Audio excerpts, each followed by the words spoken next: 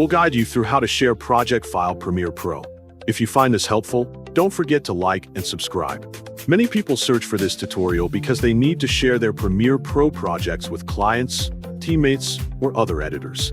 To begin this tutorial, open Adobe Premiere Pro on your computer. Click New Project to start a new editing project and open the Project Setup window.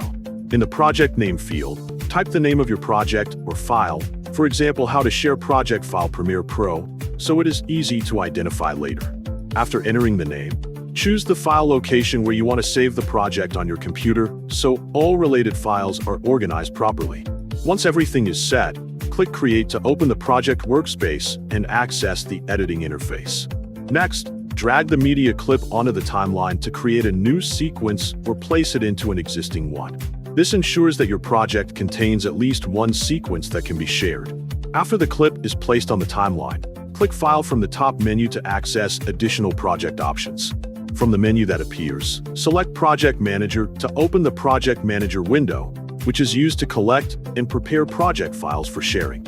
Inside the Project Manager window, make sure the sequence you want to share is checked so that only the necessary files are included in the export process.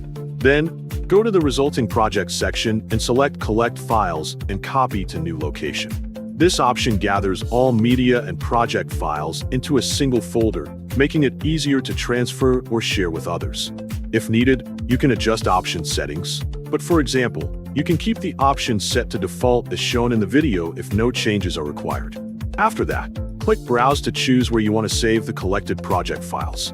A file browser window will appear, allowing you to select the folder location on your computer.